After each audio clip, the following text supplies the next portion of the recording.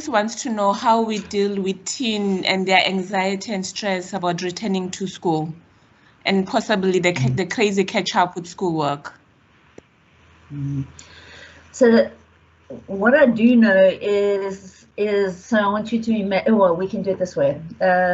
You know, if you have a swimming pool and you put 1 cup of chemicals into a swimming pool, it changes the whole pH of the swimming pool.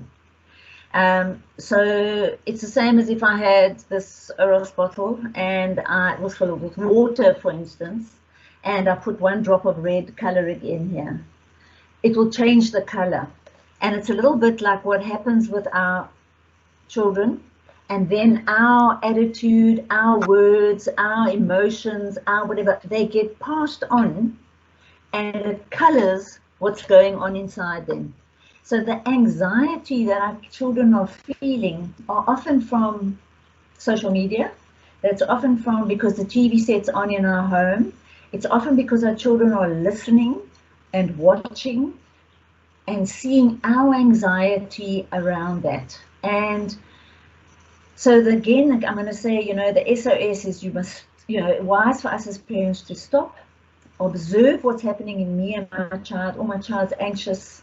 I'm feeling really anxious, you know, you acknowledge it and understand that actually, yes, that's real. It's, you know, don't put your head in the sand. And then also understand that we're going to do what it takes to keep safe.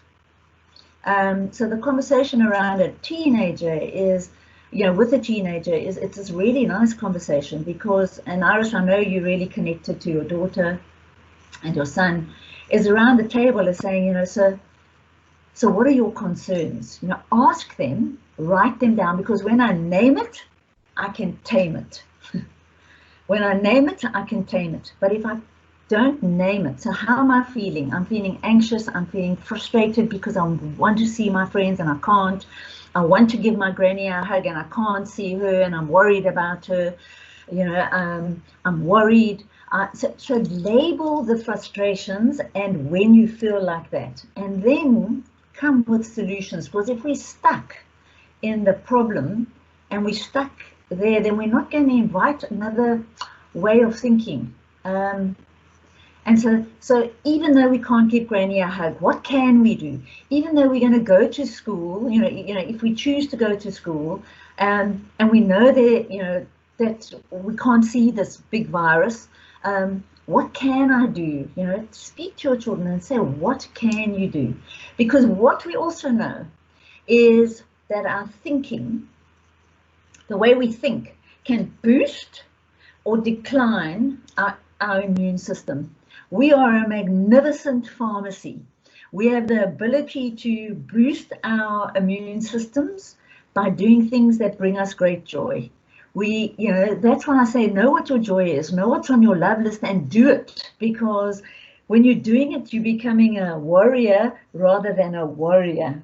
And so, yeah, so find what, you know, find the good stuff. Find the good stuff. What keeps you healthy? You know, have that discussion around water and eating healthily, and are we exercising? You know, and if you tell me, oh, I can't, you know, some of my clients would say, oh, yeah, I can't get up early. You know, can't climb, you know, exercise between 6 and 9. And I can't do an hour's exercise. And I'm going to say, set your time and do 2 minutes of exercise. You brush your teeth for 2 minutes every day. Twice a day. So you're going to die with really fabulous teeth and really an unhealthy body. Like, hello, set your mindset here.